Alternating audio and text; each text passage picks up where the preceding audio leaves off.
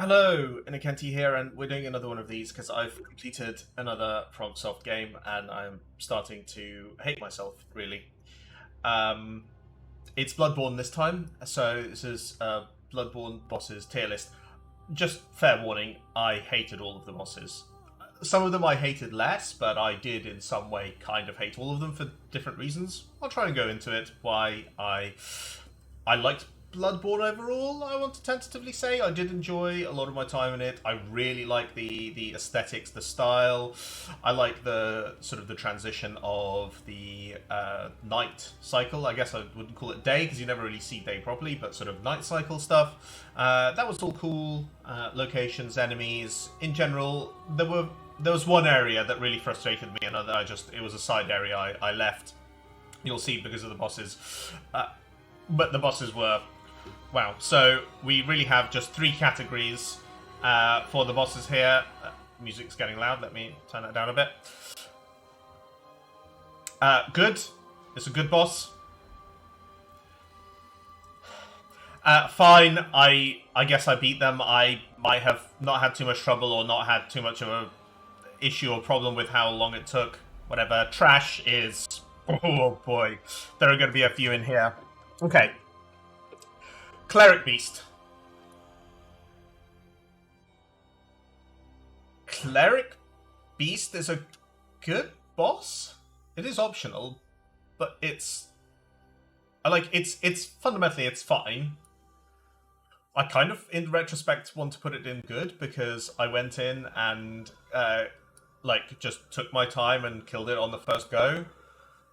Because I'd been training on the other Dark Souls games, I guess, and it's not too bad in terms of the Bloodborne beasts and in general From Software beasts. It's a little bit flaily, but it's not too bad. It's fine. Father Gascoigne.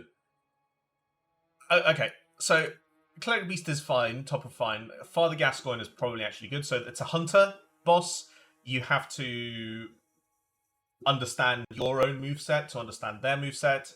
He turns into a beast midway through. That bit I'm not so down with because he just starts flailing and you just have to, I don't know, keep your distance, get a few hits in. That's kind of what I hate about Bloodborne. It's supposed to be all about kind of the aggression, but really it's the same old From Software dance around. But Father Gascoigne, actually, I really enjoyed the fight. Took a couple of goes, 3 goes or so, got there. Bloodstarved Beast. Straight into the trash pile. I hate Bloodstarved Beast. It took me so many goes with a summon, without a summon. I completed it without a summon in the end. It flails. It's unpredictable hitbox. It does massive damage. It does poison. Yes, you have antidotes and you pop one of those, but sometimes it can still one-shot you or not give you time to recover. I hated my entire experience with Bloodstarved Beast. It was horrendous. That was the point where I was like, okay with Bloodborne, and then I went to the Bloodstarved Beast, and I hated it. I hated it. I hated Miyazaki. I hated From Software. Everything they had done. The fact that this was taking steps away from all of the decent, I'm going to say good, but decent boss design they did in Dark Souls 2. Vicar Amelia is fine because Striker helped me kill it. So that's nice, I guess. Thank you, Striker. Witch of Hemwick is a fine boss. It's a bit of a concept boss. It's kind of cool. It's all right. You go around, you watch out for the witch, you avoid the shadows. It's fine. Shadow of Yharnam. I really enjoyed that fight. I think whenever you have like a trio, not a duo, duo's trash, trio of enemies that From Software put in, they seem to kind of get it right. So like the Skeleton Lords in Dark Souls 2, loved that fight, and that's actually got even more going on than the 3 Skeleton Lords. Shadow of Yharnam, just really good. Like, you can use the space, you can use the attacks. They're not quite hunters, but they have some of the elements of that. They are readable, predictable. They have a few bullshit attacks, and it comes in at the end where you have to really watch out for it. But I got it first go. Granted, I have watched like 3 Let's Plays of Bloodborne before this, always working up my know for it, but like I knew some of the bullshit that was coming, so I was able to react to that. But even, you know, in the fight, feeling it, you can read it, and I think understand what's going on. Rom the Vacuous Spider, I'm going to put into trash. It's trash for a different reason, which is just, it's a really boring fight. You run around the spiders, you go in and thwack Rom, and then you dodge the attacks. And it just took a while, and it just didn't feel interesting. Yeah, it was difficult to find anything there to latch onto. I got killed like once because the spiders have like crazy damage, so I was just like, okay, just avoid the spiders, they're slow to react anyway. But then like by the time of the 3rd phase, you get like a whole ton of them summoned in, so you're just having to like part the Red Sea of spiders and get in to get your thwack. It's a track bash. Dark Beast Parl. Dark Beast Parl's fine. It might be even more fine than the Cleric Beast, I don't know. No, like, it's a flaily beast. It's got electricity. I can't say I'm the biggest fan, but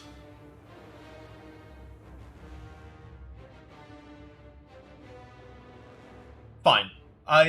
It was fine. Martyr Ligarius is trash. Not as trash as the Bloodstarved Beast, but absolutely trash. Is a human, but has bullshit attacks. Hard to read, does huge damage. Again, it's one of those dances for a long time. This one got extremely sweaty at the end, just holding the controller, just going through it. Took quite a few tries. Not a big fan. Didn't really enjoy that experience. Yeah, like... Sorry, this should be this way around. There we go. The Bloodstars Beast, absolutely dumpster, beyond trash tier. Martyr Ligarius, fine. Okay. This music is probably not too loud for you, but absolutely blasting it in my headphones. So I'm just going to turn that down for myself. Dramatic Bloodborne music. The music was fine, actually. I quite enjoyed that one. Dark Souls 2 still has the best music. Definitely. Still the best game. But The One Reborn, it's also fine. A lot of running around, thwacking it. A friend reminded me that I could tactics it. I didn't think of that, but I still got it in like 2 goes, I think. It's not very engaging. There's a lot of bullshit damage that it summons from the top that you have to avoid. It's not particularly enjoyable. It is kind of readable, I'll give it that. So like it's fine. It's fine. It doesn't go into the trash category. Amygdala goes into the same category as ROM, as trash. So a little bit more of an engaging fight. Like the actual tactic for defeating it that I found. I tried a few things, died quite a few times to this one. Is like really stupid, hang behind its tail, wait for it to jump, thwack its head, go back behind the tail, because otherwise its attacks like absolutely stagger you and do huge damage. You can't stand anywhere like reasonable in front of it. You just have to find the safe spot. I found anyway. I couldn't get far with anything else. So yeah, it's mickelash, trash tier, nearly as bad as the Bloodstone Beast. It's supposed to be kind of a bit of a joke boss because like he isn't up too much, but it's got a terrible boss run, and I don't mean just like getting through the nightmare fog to the boss. I mean that you have to chase the thing twice. The idiot running around. You have to chase him until he finally goes into the room, and then you have to do it a second time after you thwack him a bit. The first phase is kind of nothing. Like you can get hit, and it's a bit annoying, and you have to heal up. But then all of the bits in between and running past everything, and the skeletons getting in your way. It's absolutely terrible boss design. And then just after all that, getting to him, and he has like a few bullshit attacks, like the magic attack thing. It's just to get to that bit, to learn it and understand it a little bit, and how you can defeat him. I found it extremely frustrating and annoying. I didn't spend as much time on it on, I think, as Martyr Ligarius or Bloodstarved Beast, but it was still, like, just the boss design pissed me off. Like, if you're gonna have, like, a human mage fight, just make it stand up, or have the in-between bits somehow more engaging. I don't know. I hated it. Murgu's Wet Nurse, I'm tempted to put it up into good. I'm not going to. I'm going to put it at the top of fine. I did it in one. Very readable boss. Very tangible what you have to do and how you have to react. I like the fog bit that it does, where it like spawns copies of itself. Like you know, okay, I've just got to like survive this. I don't know which one it is, so I can't necessarily get any hits in. I just got to preserve my health because then it returns, and I can dodge around it and get the strikes in. Compared to some of the other ones, like it feels that you can read, react, dodge, get the strikes in a very non-stupid manner, as we'll come to. So you'll see I missed out from the normal non-DLC stuff. I'm not doing the DLC. I'm just doing this on PS Plus with the base game. Thank you. Or the Chalice dungeons, bosses and stuff. No. I went into the upper cathedral ward. I got my brain sucked out. That didn't work well for me. It's too much optional area. I left it, so I didn't do the Celestial Emissary or Ebrietas. I imagine I would have just stopped playing the game at Ebrietas if I had to kill that, having seen previously. Maybe not. Maybe I would have done her in one. I don't know. Whatever. But then we come to Ganon, the first hunter. He's going and trashed it. You know it. I did just beat him, just going into it clean and fresh today after banging my head against it yesterday. I did it through a really boring... He goes, like, in the middle here, because, like, it's probably Master Ligarius tier. I will allow he's got a lot of the hunter stuff going for him, so he's, like, nearly in fine. But the fact that he breaks the rules and not in a fun way, like, he's extremely fast, he can do you huge combo damage. He's got a lot of other, like, bullshit going on. A lot of it's readable, a lot of it's not. The tactic that I ended up just... I had to zen and, like, pace about it for, I don't know, 10 minutes, just dodging everything, getting a hit in, and just wearing him down. Used, like, 18 out of 20 blood vials or so.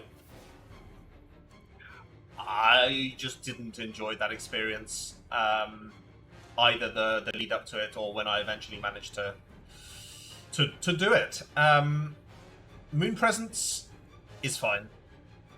I beat it on the second go, so the first go obviously I only had like 2 blood vials and I didn't really know its moveset properly.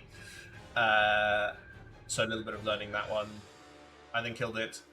It's kind of alright. It's got some bullshit attacks, but weirdly its hitbox is generous rather than uncertain. Like, there were definitely strikes I was getting in with the large version of Ludwig's Holy Blade that I was like, that can't possibly be hitting, but I was getting that damage in. So sometimes that uncertainty works in my favor, so I like that. So there we go. I'm a little bit surprised, recalling from my memories, that there were like bosses I enjoyed. I actually thought going in that there would be nothing in good again, or there'd be a joke in there, but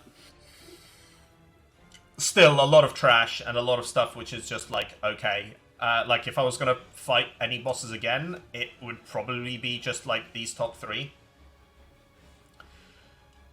I don't want to fight a boss again. I'd maybe do Shadows of Yharnam.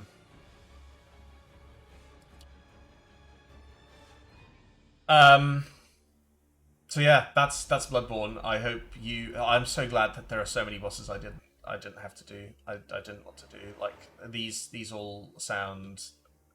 I've seen some of them. Yeah. No thank you, Bloodborne. No thank you, Miyazaki. Keep that away from me. But I did, ultimately, I think, enjoy my experience with Bloodborne, despite the bosses, so there you have it. Thank you for watching, and, you know, it's inevitable that we'll be back here doing a tier list for some From Software bosses, and I'm going to be here, so... See you later. Take care. Bye.